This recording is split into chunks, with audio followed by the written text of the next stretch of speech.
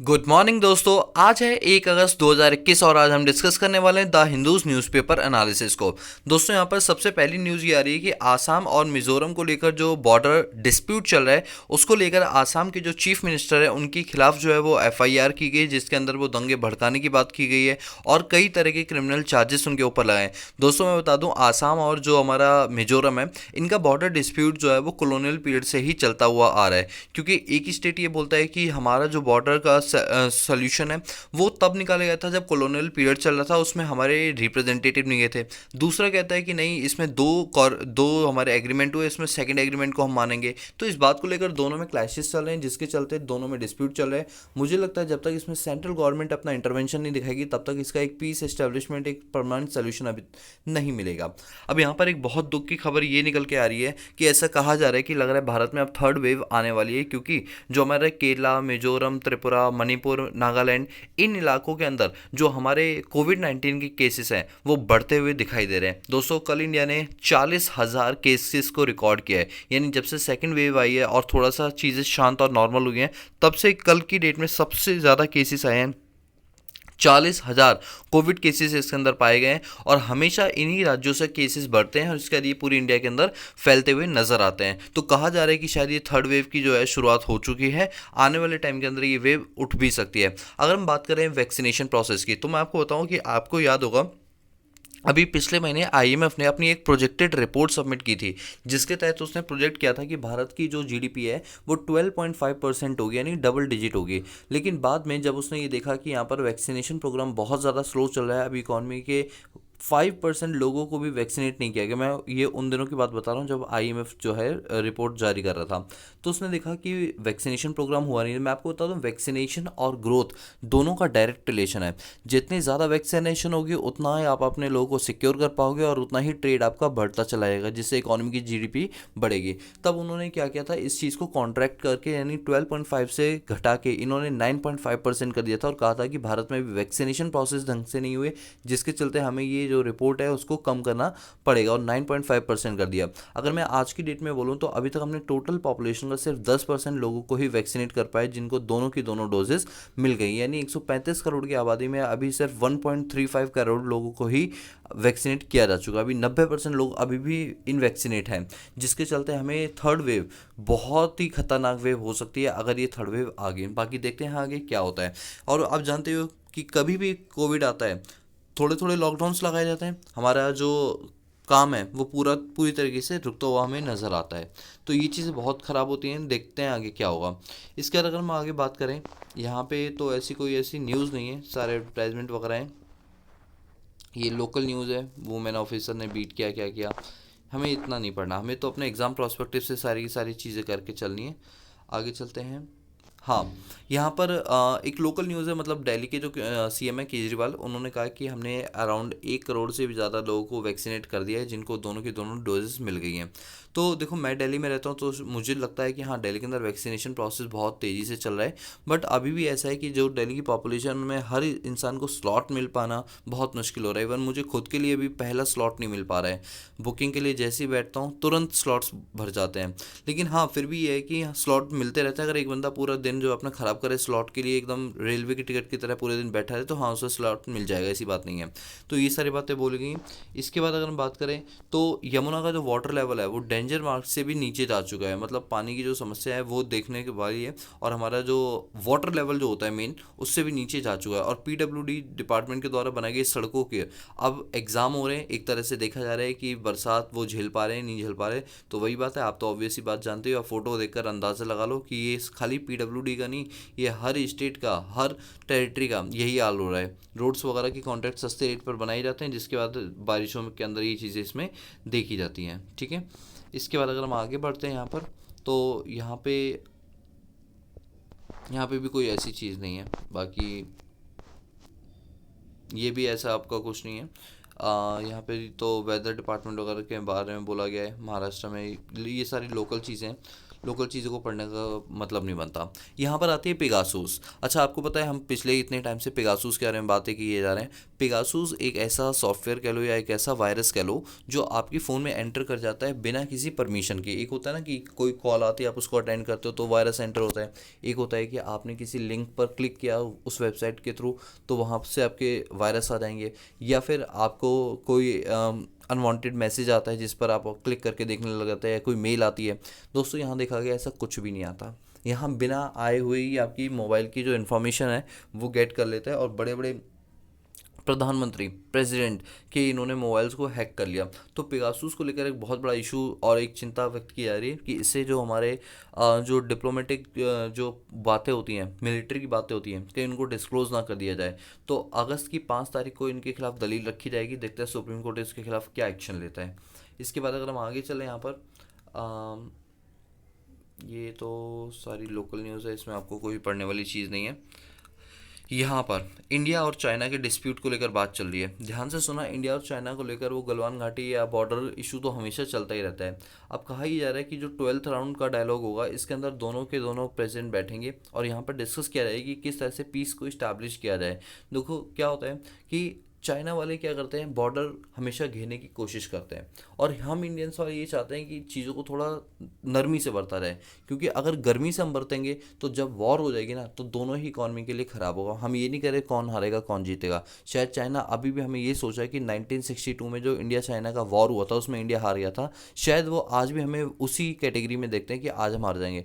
भाई चाइना वालों, मैं आपको बता दूं कि उन दिनों में और आज के दिन में बड़ा फ़र्क होता है। ठीक है, जो बेटा उस टाइम था अब वो बाप बन चुका है, क्योंकि सास भी कभी बहू थी वाला यहाँ पर सीन बिल्कुल सही बैठता है। तो चाइना हमें कम मत समझो। अगर हम चीज़ों को बातों से निपटाना चाह रहे तो आप भी प्लीज़ हमारे साथ कोऑपरेट करो, क्योंकि ऐसा करना दोनों ही कंट्री के लिए ख़राब होगा। अगर हमने वॉर जैसी सिचुएशन कर दी, आपकी भी कंट्री डिवास्टिकेटेड होगी और हमारी भी होगी। तो इस बात को लेकर 12th राउंड के अंदर दोनों मीटिंग की जाएगी। देखते हैं उस मीटिंग का जो है क्या फैसला और क्या रिजल्ट निकल कर आता है। इसके बाद अगर हम आगे चलें यहाँ पर, तो श्रीलंका के जो प्रेसिडेंट है वो हमारे यहाँ पर इंडिया विजिट करने वाले हैं, और कई जो एग्रीमेंट्स हैं उन पर सिग्नेचर करने वाले हैं। दोस्तों, मैं बता दूं कि जो श्रीलंका है वो हमारे ट्रेड रिलेशन के लिए बहुत ज़्यादा खास है। अभी पता है क्या था कि हमने श्रीलंका के नियर बाई एक पोर्ट का कंस्ट्रक्शन करना स्टार्ट किया था। उसमें कई करोड़ रुपए का वो प्रोजेक्ट था, लेकिन श्रीलंकन गवर्नमेंट ने उस प्रोजेक्ट को हामी नहीं भरी और हमें नहीं करने दिया।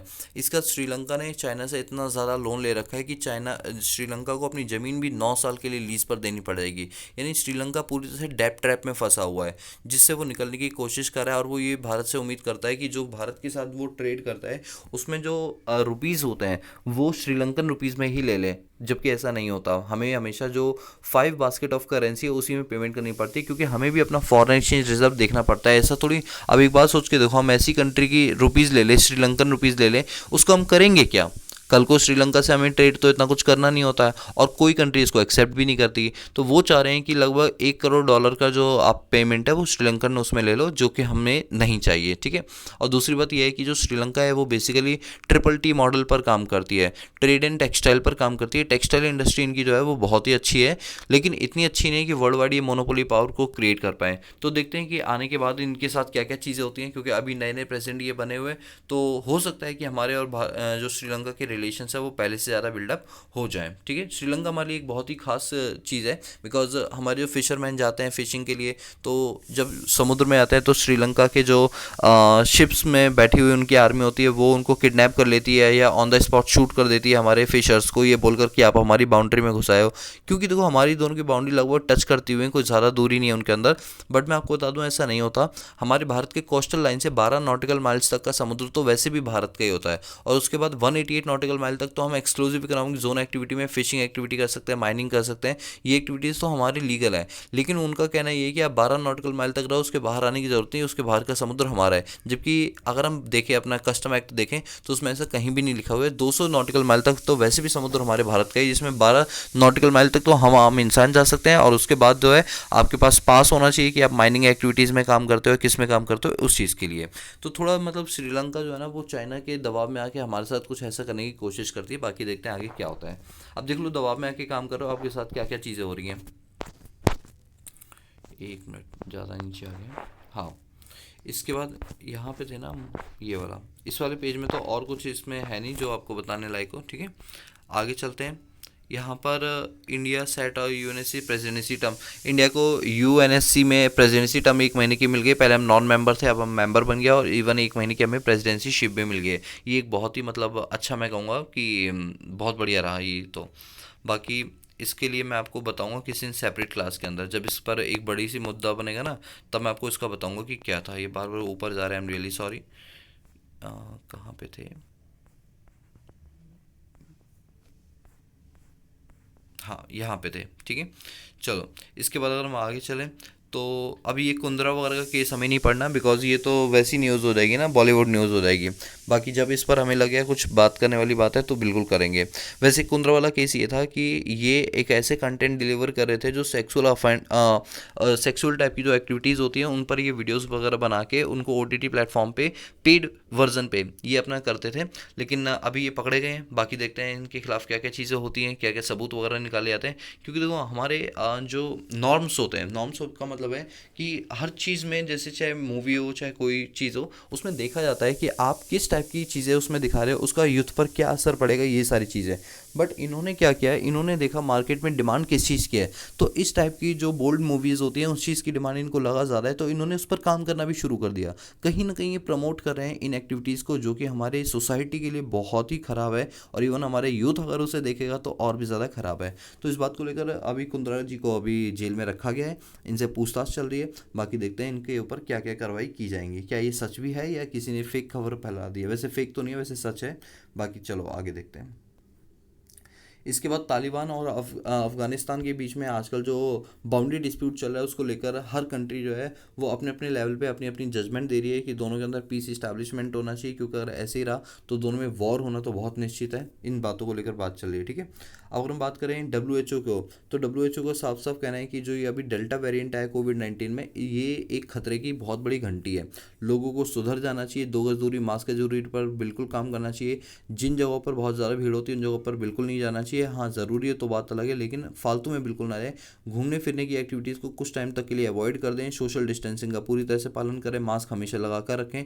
इन सब बातों पर डब्ल्यू ने बहुत चिंता व्यक्त की और कहा है कि ये हमारे लिए जो है डेल्टा वेरिएंट बहुत ही खतरनाक साबित हो सकता है। अगर वर्ल्ड में थर्ड वेव आती है तो आप मान के चलो कि इससे निपट पाना हर किसी के बस की बात नहीं है। फर्स्ट और सेकंड के वेरिएंट थोड़े हल्के थे, लेकिन थर्ड वेरिएंट जो है वो बहुत ही ज़्यादा खतरनाक है। इसके अंदर बहुत ज़्यादा क्राइसिस आपको देखने के लिए मिलेंगी, ठीक है। इसके बाद अगर हम बात करें, यहाँ पर हांगकांग पुलिस अरेस्ट, यहाँ पे अब कुछ भी नहीं है। इसके बाद तो ये सारे हमारे साइंस एंड टेक्नोलॉजी से रिलेटेड है, ठीक है। और ये हमारे फिर कोविड-19, मतलब ये सारी छोटी छोटी चीज़ आ गई। अब यहाँ पर एक चीज़ है कि आरबीआई ये प्लान करी कि डिजिटल करेंसी को इंडिया में लॉन्च करना चाहिए। डिजिटल करेंसी आप समझ गए, बिटकॉइन की यहाँ पर बात की जा रही है। तो डिजिटल करेंसी क्या हमारी इंडिया के लिए सही है या गलत है, तो सेंट्रल गवर्नमेंट जो है, जो आरबीआई है, इसकी मॉनेटरी पॉलिसी कमेटी होती है जो साल में 6 बार की जाती है। मिनिमम 4 बार हो सकती है, मैक्स टू मैक्स 6 बार हो सकती है। तो इस मीटिंग में डिसाइड किया जाएगा, अभी होने के लिए है, कि डिजिटल करेंसी को इंडिया में लॉन्च करना चाहिए या नहीं करना चाहिए। क्योंकि आजकल डिजिटल करेंसी का जो क्रेज़ है वो बहुत ज़्यादा हो चुका है। तो क्या इंडिया को भी उसी बहाव में बहना चाहिए या नहीं बहना चाहिए, इस पर अभी डिस्कस किए जा रही हैं, ठीक है। अब यहाँ पर है कि जो एप्पल के कस्टमर्स हैं उनके लिए कहा ही जा रहा है कि उनको फ्री ऑफ कॉस्ट जो है रिपेयर की सुविधा दी जाएगी, वो भी एप्पल के ऑथोराइज सर्विस सेंटर के ऊपर। क्या इस टाइप की चीज़ें कंज्यूमर के लिए होनी चाहिए? मतलब अगर एक कंज्यूमर आपसे आपका प्रोडक्ट खरीदता है तो उसका ये अधिकार है कि वो आप ही से रिपेयर कराए कि किसी और से भी रिपेयर कराए। इस बात को लेकर एप्पल अभी कंपनी उस चीज़ पर सोच विचार करिए कि आने वाले टाइम के अंदर क्या करे वो, कि अपने सेंटर पे free of cost service provide कराए या अपने ही सेंटर पे सर्विस मिलेगी, बाहर कहीं पर सर्विसेज नहीं मिलेगी। आपने देखा होगा कि अगर कोई भी चीज़ होती है, अगर आप उसके ऑथराइज डीलर के पास जाते हो तो ठीक है, लेकिन अगर आप अनऑथराइज डीलर से उसको सही करा के फिर कभी ऑथराइज डीलर के पास ले आओ तो ऑथराइज डीलर अपनी सर्विस देने से मना कर देता है, ये बोलते हुए कि ये तो आपने किसी और से भी पहले काम कराया हो जो कि अनऑथराइज है, इसलिए अब हम इस फ़ोन को नहीं छुएंगे। क्या इस टाइप की चीज़ें हो सकती हैं या नहीं, देखते हैं आगे फ्यूचर में इस एप्पल कंपनी का क्या डिसीजन आता है। फिलहाल अभी ऐसा बोला जा रहा है जो यूएस के फेडरल ट्रेड कमीशन के हैं उनके रूल में कुछ कुछ चेंजेस किए जा रहे हैं। तो अभी मतलब कंफर्मेशन नहीं हुई कि ऐसा होगा या नहीं होगा, बाकी देखते हैं क्या होगा, ठीक है। इसके बाद तो यहाँ पर आगे ये सारी चीज़ें दे रखी हैं। सेबी की अगर हम बात करें तो बॉन्ड्स को लेकर सेबी इस टाइम बहुत चिंता व्यक्त कर रहा है। बॉन्ड्स का मतलब क्या है, जैसे कि कभी कभी क्या होता है ना कि जब पैसों की ज़रूरत होती है तो ऐसे डिवेंचर इशू किए जाते हैं, वैसे बॉन्ड भी इशू किए जाते हैं। इन सब चीज़ों पर सही तरीके से रूल्स एंड रेगुलेशन बनाने का जो जिम्मा है वो सेबी को दिया जाता है। आप जानते हो हमारे पास मार्केट दो टाइप के होते हैं, एक मनी मार्केट, एक कैपिटल मार्केट। मनी मार्केट के अंदर 1 साल से कम की सिक्योरिटीज़ के साथ डील की जाती है, जिसका मेन ऑथोराइज बॉडी होती है वो आरबीआई होती है। और कैपिटल मार्केट के अंदर लॉन्ग टर्म सिक्योरिटीज़ वगैरह को बेचा और खरीदा जाता है, जिसके अंदर जो मेन बंदा होता है ऑथोराइज करने वाला वो कौन होता है, SEBI, security exchange board of India. आपको याद क्या करना है, मनी मार्केट का लीडर कौन है, आरबीआई, और कैपिटल मार्केट का लीडर कौन है, सेबी है। ठीक है, ये मैं आपको जो भाई हमारी इंडियन इकोनॉमी वाली सीरीज चली है उसके अंदर मैं चैप्टर नंबर 11 के अंदर ये चीज़ पढ़ाऊंगा। ठीक है, चलो ये चीज़ें क्लियर हो गई। इसके बाद यहाँ पर आगे अगर हम बात करें तो बस इतनी चीज़ है, बाकी तो स्पोर्ट्स न्यूज़ आ गए। तो आज के द हिंदूज न्यूज़पेपर में इतना ही रखते हैं, बाकी मिलते हैं नेक्स्ट क्लास में और भी धमाकेदार सीरीज़ के साथ। ठीक है, तो चलिए दोस्तों, उम्मीद करता हूँ सभी लोग बहुत बढ़िया रहेंगे और अपने घर में सभी लोगों का ध्यान रखना। ठीक है, तो चलिए आज के लिए इतना ही, मिलते हैं नेक्स्ट क्लास में, तब तक के लिए पीस आउट।